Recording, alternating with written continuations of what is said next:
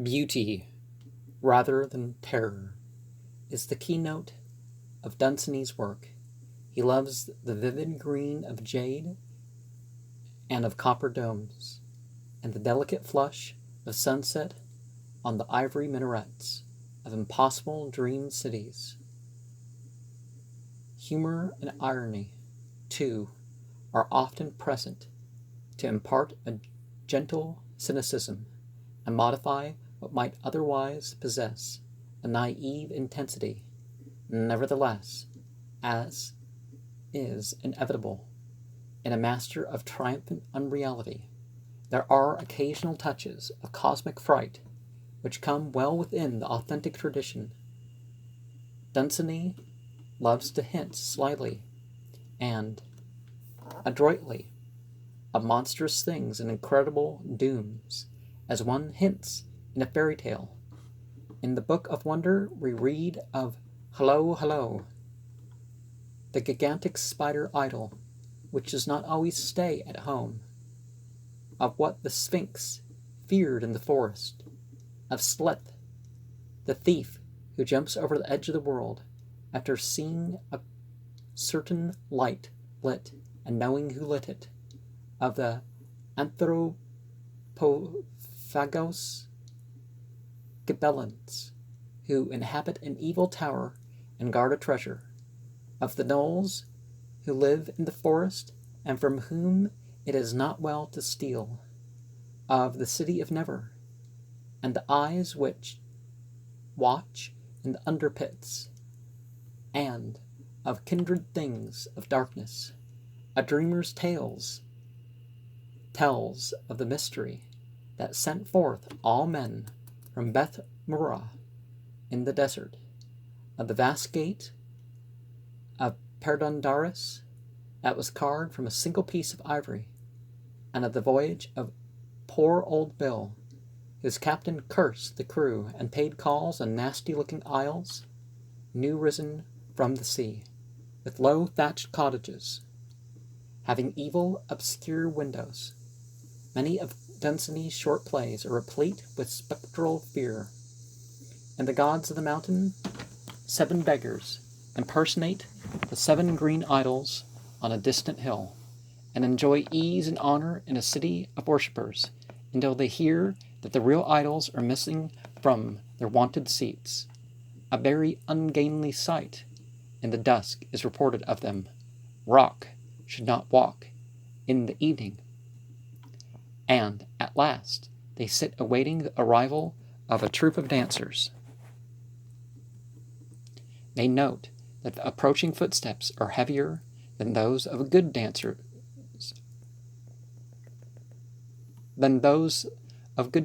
ought to be.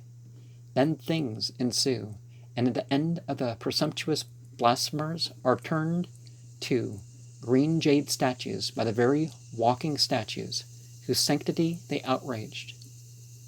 But mere plot is the very least merit of this marvelously effective play.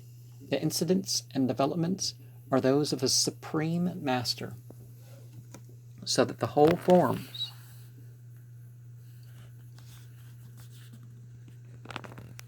one of the most important contributions of the present age, not only to drama, but to literature in general. A night at an inn tells of 4 thieves who have stolen the emerald eye of Klesh, a monstrous Hindu god. They lure to their room and succeed in slaying the 3 priestly avengers who were on their track.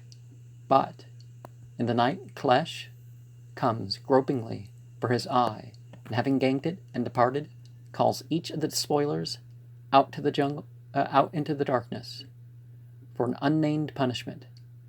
In the laughter of the gods there is a doomed city at the jungle's edge, and a ghostly lutanist heard only by those about to die. See Alice's spectral harpsichord in Hawthorne's House of the 7 Gables, whilst the Queen's enemies retells anecdote of Herodotus.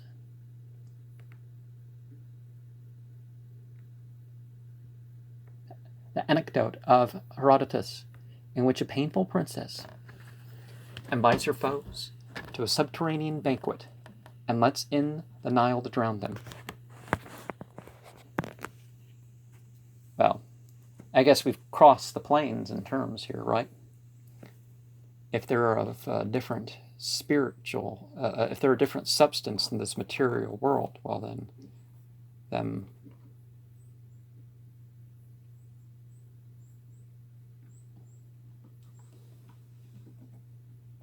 but no amount of mere description can convey more than a fraction of Lord Dunsany's pervasive charm.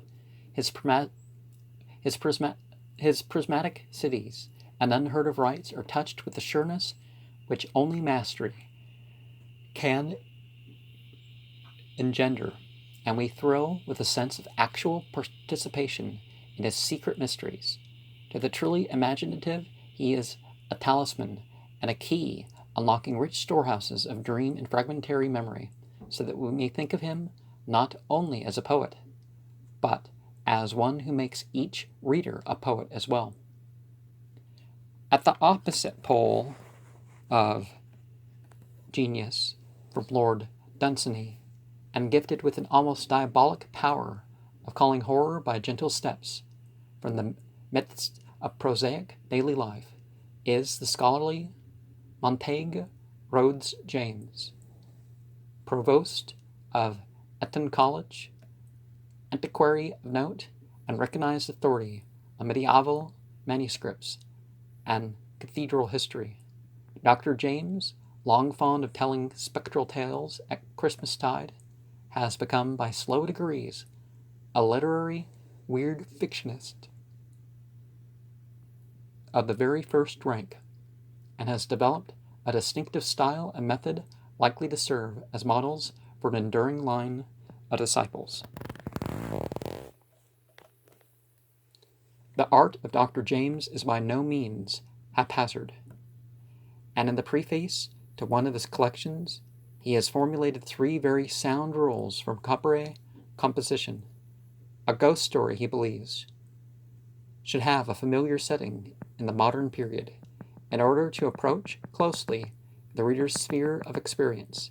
Its spectral phenomena, moreover, should be malevolent rather than beneficent, since fear is the emotion primarily to be excited. And finally, the technical patois of occultism, our pseudoscience, ought carefully to be avoided, lest the charm of casual verisimilitude be smothered in unconvincing pedantry. Dr. James, practicing what he preaches, approaches his themes in a light and often conversational way, creating the illusion of everyday events. He introduces his abnormal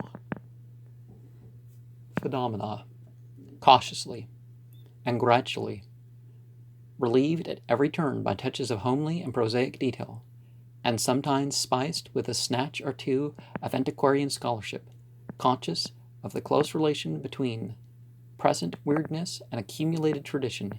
He generally provides remote historical antecedents for his incidents, thus being able to utilize very aptly his exhaustive knowledge of the past and his ready and convincing command of archaic diction and coloring. A favorable scene for a James tale is some centuried cathedral, which the author can describe with all the familiar minuteness of a specialist in that field. Sly, humorous vignettes and bits of lifelike genre, portraiture, and characterization are often to be found in Dr. James's narratives, and serve in his skilled hands to augment the general effect rather than to spoil it, as the same qualities would tend to do with a lesser craftsman. In inventing a new type of ghost, he has departed considerably from the conventional Gothic tradition, where the older stock ghosts were pale and stately.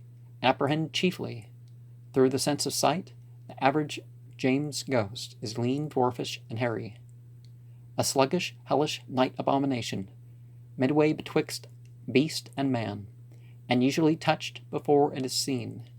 Sometimes the spectre is of still more eccentric composition, a roll of flannel with spidery eyes, or an invisible entity which molds itself in bedding and shews a face of crumpled linen. Dr. James has, it is clear, an intelligent and scientific knowledge of human nerves and feelings, and knows just how to apportion statement, imagery, and subtle suggestions in order to secure the best results with his readers. He is an artist in incident and arrangement rather than an atmosphere, and reaches the emotions more often through the intellect than directly. This method, of course, with its occasional absences of sharp climax, has its drawbacks as well as its advantages, and many will miss the thorough atmospheric tension which writers like Machen are careful to build up with words and scenes. But only a few of the tales are open to the charge of tameness. Generally, the iconic unfolding of abnormal events in adroit order is amply sufficient to produce the desired effect of cumulative horror. The short stories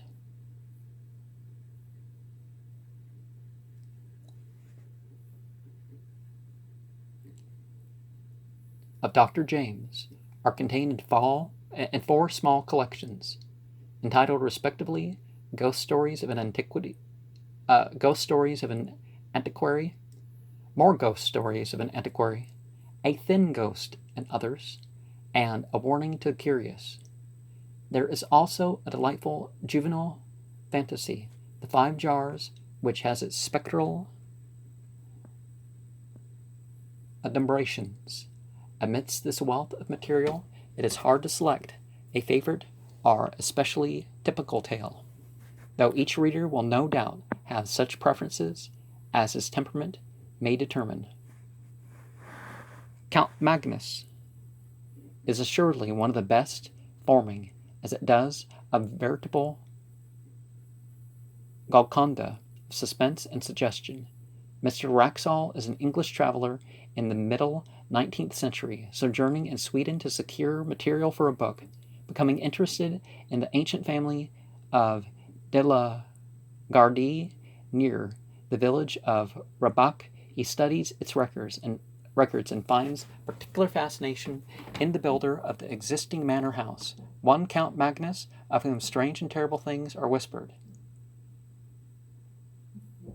The Count, who flourished early in the 17th century, was a stern landlord and famous for his severity toward poachers and delinquent tenants.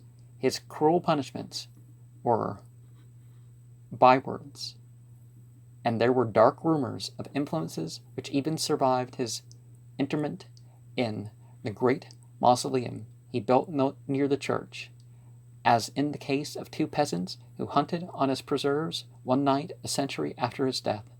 There were hideous screams in the woods, and near the tomb of Count Magnus, an unnatural laugh, and the clang of a great door. Next morning the priest found two men, one a maniac, and the other dead, with the flesh of his face sucked from the bones. Mr. Wraxall hears all these tales and stumbles on more guarded references to a black pilgrimage once taken by the Count, a pilgrimage to Chorazin in Palestine, one of the cities denounced by our Lord in the Scriptures, and in which priests say that the Antichrist is to be born. There's still people who visit that place for dark rites. In real life. No one dares to hint just what that black pilgrimage was, or what strange being or thing the Count brought back as a companion. Meanwhile, Mr. Wraxall is increasingly anxious to explore the mausoleum of Count Magnus, and finally secures permission to do so. in the company of a deacon. He finds several monuments and 3 copper sarcophagi, one of which is the Count's. Round the edge of this latter are several bands of engraved scenes, including a singular and hideous delineation of a pursuit, the pursuit of a frantic man through a forest by a squat muffled figure with a devil-fish's tentacle, directed by a tall cloaked man on a neighboring hillock. The sarcophagus has 3 massive steel padlocks, one of which is lying open on the floor, reminding the traveler of a metallic clash he heard the day before when passing the mausoleum and wishing idly that he might see Count Magnus.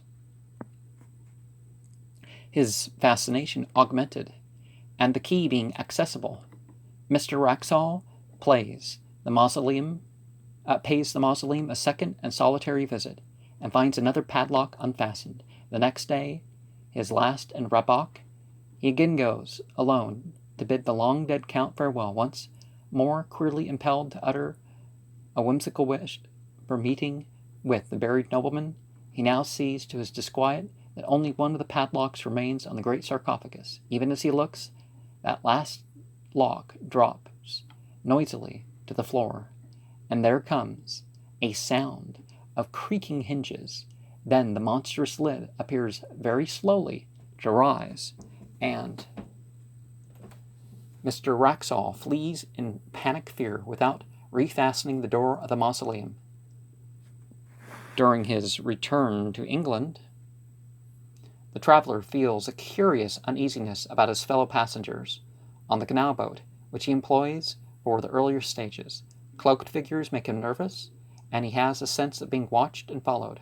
Of 28 persons whom he counts, only 26 appear at meals, and the missing 2 are always a dark cloaked man and a shorter muffled figure. Completing his water travel at Harwich, Mr. Wraxall takes frankly to flight in a closed carriage, but sees 2 cloaked figures at a crossroad.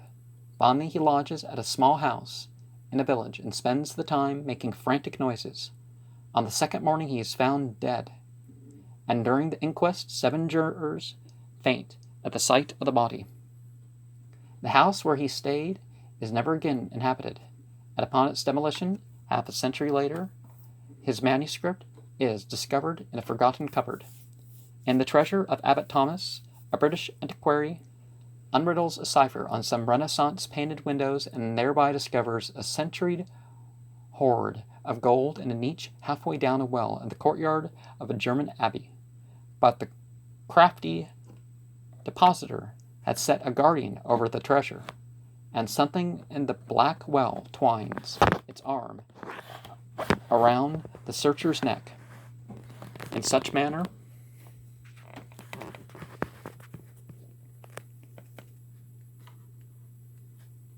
that the quest is abandoned and a clergyman sent for.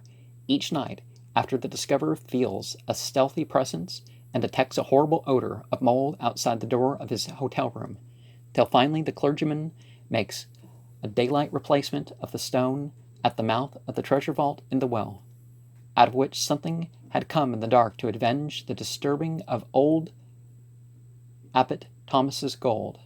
As he completes his work, the cleric observes a curious toad-like carving on the ancient wellhead, with the Latin motto, Depositum Custodi, keep that which is committed to thee. Other notable James tales are the stalls of Barchester Cathedral, in which a grotesque carving comes curiously to life to avenge the secret and subtle murder of an old dean by his ambitious successor. "Oh, whistle, and I'll come to you, my lad," which tells of the horror summoned by a strange metal whistle found in a medieval church ruin, and an episode of cathedral history where the dismantling of a pulpit uncovers an archaic tomb whose lurking daemon spreads panic and pestilence. Dr. James, for all his light touch, evokes fright and hideousness in their most shocking forms, and will certainly stand as one of the few really creative masters in his darksome province. For those who relish speculation regarding the future, the tale of supernatural horror provides an interesting field, combated by a mounting wave of plodding realism, cynical flippancy, and sophisticated disillusionment. It is yet encouraged by a parallel tide of growing mysticism, as developed both through the fatigued reaction of occultists and religious fundamentalists against materialistic discovery, and through the stimulation of wonder and fancy by such enlarged vistas and broken barriers as modern science has given us with its intra-atomic chemistry, advancing astrophysics and doctrines of relativity, and probings into biology and human thought. At the present moment, the favoring forces would appear to have somewhat of an advantage, since there is unquestionably more cordiality shewn toward weird writings, when, 30 years ago, the best of Arthur Machen's work fell on the stony ground of the smart and cocksure 90s. Ambrose Bierce, almost unknown in his own time, has now reached something like general recognition. Starting mutations, however, are not to be looked for in either direction. In any case, an approximate balance of tendencies will continue to exist, and while we may justly expect a further subtilization of technique, we have no reason to think that the general position of the spectral in literature will be altered. It is a narrow, though essential branch of human expression, and will chiefly appeal, as always, to a limited audience with keen special sensibilities. Whatever universal masterpiece of tomorrow may be wrought from phantasm or terror will owe its acceptance rather to a supreme workmanship than to a sympathetic theme. Yet, who shall declare the dark theme a positive handicap? Radiant with beauty, the cup of the Ptolemies was carven of onyx.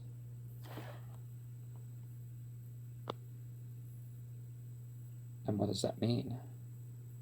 The dark cup. What does the dark cup do?